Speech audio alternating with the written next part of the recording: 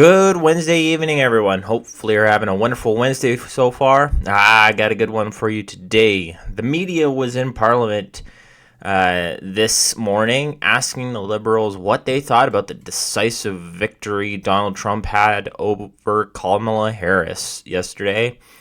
And, well, let's just say it was an interesting time. So, first off, if you like this video, please like and subscribe. And with no further ado, let's get into it. I want to congratulate Donald on a decisive victory last night. I look forward to working with President Trump once again to strengthen North American economic opportunities for the middle class, to grow our economies in ways that make us competitive around the world, to protect North America from the many, many challenges that exist around the world. The world is actually even more difficult and more complicated than it was 4 years ago. And I know that there's lots of work for us to do, and I'm looking forward to do it. On our side, we've been preparing for this. We're looking forward to doing this work. And we're going to make sure that this extraordinary friendship and alliance between Canada and the United States continues to be a real benefit to Canadians, but also to people around the world. What is the actual plan? I think personally that the Liberals are quaking in their boots right now. They're going up against an American first and a strong president and a strong Republican government in the States, while our Liberal government up here is weak. So I think for Canadians, it's going to be a little bit rough for the first 3 quarters of 2025 because I don't think Justin Trudeau and the Liberals have the spine to stand up to Donald Trump and stand up for Canadians. We saw this with the NAFTA agreements the first time Donald Trump was in power, and Trudeau and Freeland just dropped the ball, and we got all those softwood lumber tariffs on our lumber. So anyways, let's continue. Okay, so let me just say, so let me first of all say good morning. And I'd like to take this opportunity to congratulate President Trump and his team on their historic victory. Canada looks forward to working in close partnership with our American friends and neighbors. I also want to say, I know that a lot of Canadians are anxious. A lot of Canadians have been anxious this week. A lot of Canadians were anxious throughout the night. And I want to say, with utter sincerity and conviction to Canadians, that Canada will be absolutely fine. We have a strong relationship with the United States. We have a strong relationship with President Trump and his team. Let's remember that our trading relationship today is governed by the trade deal concluded by President Trump himself and his team. That's really, really important. What's also important is the economic and security fundamentals of our relationship. The reality is So that means, at best, don't expect anything better from any new agreements. It's just going to be more of the same. Relationship between Canada and the United States works for both countries. Canada is the largest market for the United States, larger than China, Japan, and the UK combined. And what is really important about our economic partnership, and I believe this is at the core of what is important for President Trump and his team, is that our partnership is good for American workers. Canadian workers have high labor standards, high environmental standards.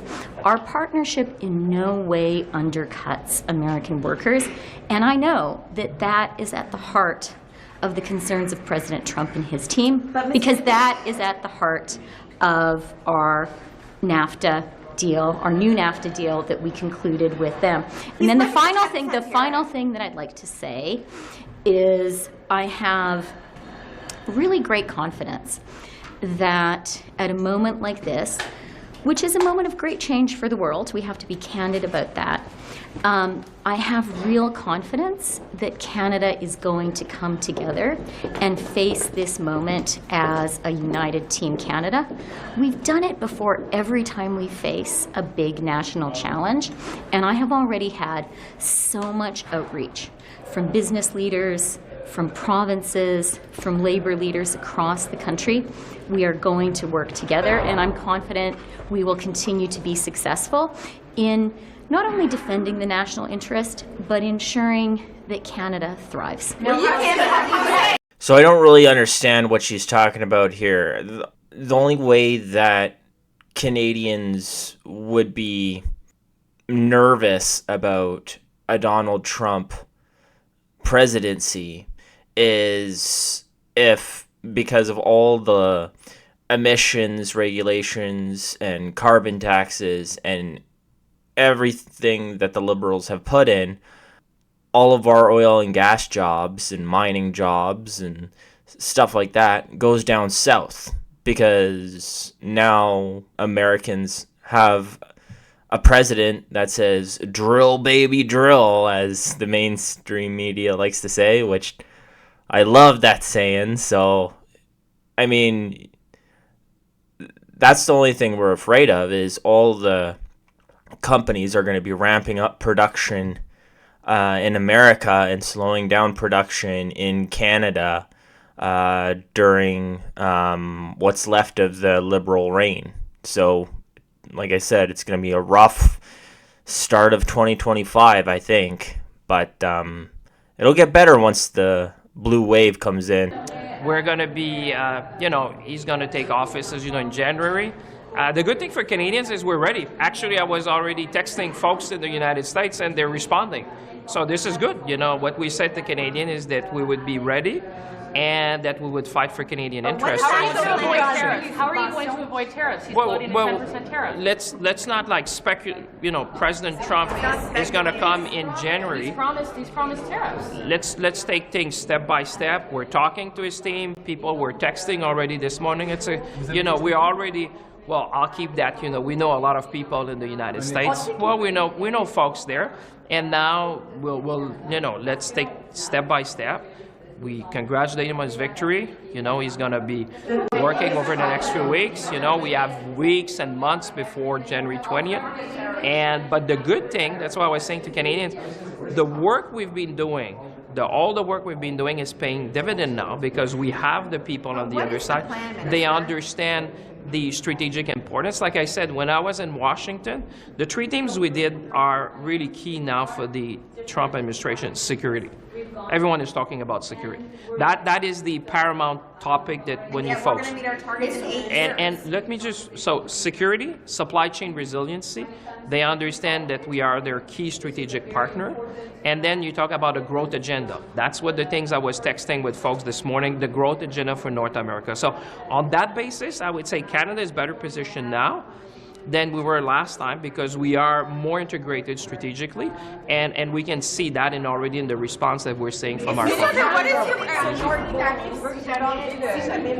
So this guy is like our industry's minister, right? Notice how he didn't say, I was talking to my contacts down south, and I know Alberta, Saskatchewan, and all the other oil-producing provinces, they trade a lot, like most of their oil with the United States. That's our major oil and gas trading partner.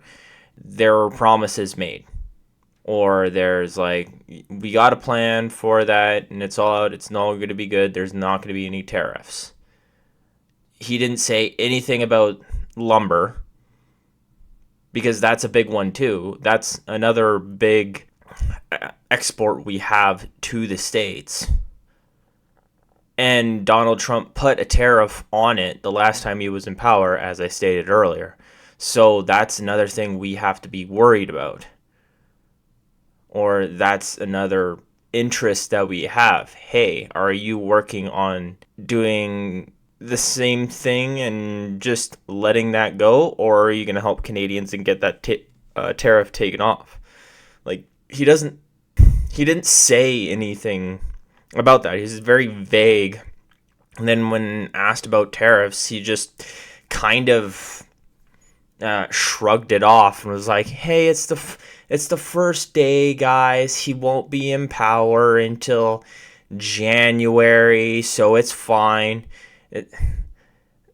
And that means, or at least portrays to me, that they have no plan.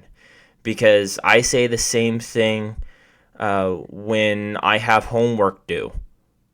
Don't worry, my homework's due next Friday. I don't have to worry about it until next week. So it says to me that the Liberals are procrastinating on making a plan for Donald Trump, and that's going to bite them in the butt. What are you going to do on EV tariffs? Mr. Trump has floated getting rid of the U.S. EV tariffs.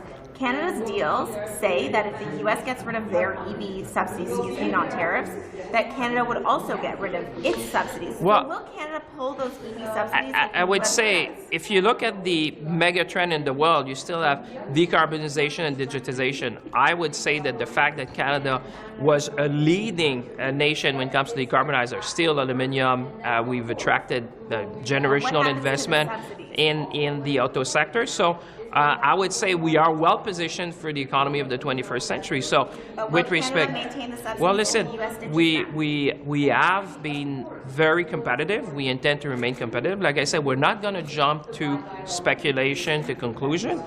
We'll let the new administration frame out their plans. But the good thing that Canadians should know is that now we're really well connected with folks down in the United States. Like I said, people were even texting back this morning. So this is on the Trump team. So this is positive because, you know, the relationship we've built. We were there last time. Many of us served during the former Trump administration. But I think now we move from just being the friendly neighbor of the North to a strategic partner, and they understand that. We were already the strategic partner in the North. How does any Canadian industry, though, survive a 10% tariff in the U.S.? That's $3.5 billion in trade every day that would be subject to a 10% tariff. Listen, we're not going to be here this morning to speculate on what may happen. You know, on what may happen. You know, he's just been elected yesterday. There's weeks in between. So what's your we are message to talking. those industries? Well, let's be calm. Let's be calm. The work. Let's be calm. The work that we've done is paying off. The work that we've done is paying off. We have relationship. They understand how strategically important we are in critical minerals, in semiconductors, in the energy sector. We'll make the case for Canada. We made it last time. We're just going to make the case. We know the folks. They're already texting back. So what I'm saying is that the integrated nature of our relationship, strategic nature of our relationship, they understand that. You know, the relationship with Canada and the U.S. is the envy of the world, as the Prime Minister said. So we're going to keep working for Canadians. So what is the plan?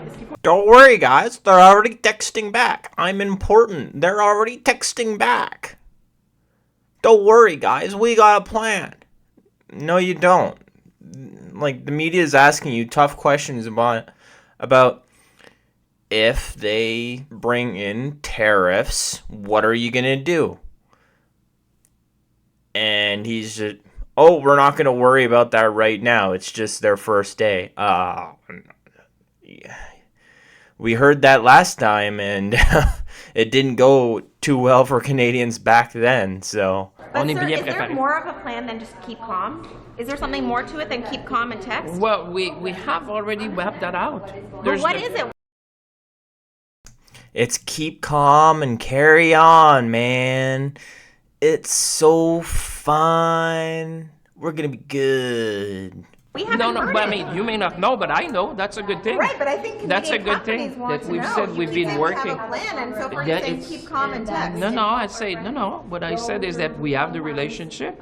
I like this reporter. She's a sharp cookie, and she digs hard. We have talked to our American counterparts. They understand the strategic nature of that, and today's day one. Let's take a deep breath. This is day one. We're going to be working with our U.S. friends, and Canadians know we've always been there to defend Canadian interests. Ça va bien. Ça va bien. Minister Guilbeault, what do you make of Trump's win yesterday? How are you going to deal with a U.S. president that's combative on environmental issues? He's going to roll back a lot of advancements the Biden administration made. Well, first, Canada and the U.S. have a long history of collaboration on a number of different issues. Number one. Number two, what I would say, and I said that to some of your colleagues this morning, if you look at, for example, the Inflation Reduction Act, the IRA, some people are saying, oh, he's going to cut that. Actually, the vast majority of those investments are in Republican states. Billions of dollars being invested in Republican states. Thousands of jobs being created in Republican states. So you'll have Republican governors, senators, members of Congress who'll say, well, hold on a second, this is good for us. This is good for our economy. This is good for jobs. More and more, the issue of the environment, and specifically climate change in the United States and around the world, is viewed in the eyes of a security issue. How do you get access to certain critical components, critical minerals? The U.S. Department of Defense is investing in Canada because they want to reduce their dependencies on China for many of these components. We will be a partner of choice for the United States, as we are for other of our like-minded allies around the world. You do sound very optimistic here. This is a president that... Yeah, but they're also investing more in Australia and the UK. We saw that with one of the uranium agreements that had something to do with nuclear submarines and trading them back and forth between United States, the UK, Australia, and I think New Zealand, but I'm not quite sure. And anyways, Canada was not part of that agreement, and we're right across the border from them, and we're right near them. That's craziness. So the U.S. has its own minerals and its own uranium and its own oil, and it's a massive country. And if they want to bring all the jobs home, you got to be worried about, the government's not got to be worried, but got to think about that. That said, drill, baby, drill. I'm not saying there won't be challenges, and let's see what the agenda of the president will be, but I'm saying we've worked with them in the past. We've worked with the Republican administration in the past. We've worked with the Democratic administration in the past. We can do this. But I have one last question. Are you going to rethink the oil and gas emissions capital, given the fact that we have now a president-elect that says drill, baby, drill, and Canada's oil and gas industry is going to be looking at that quite closely? No, Canada is independent from the United States, and we adopt our own laws and regulations. Sure, but will that not make it now less competitive for businesses to do business in Canada compared to the U.S. that says drill, baby, drill?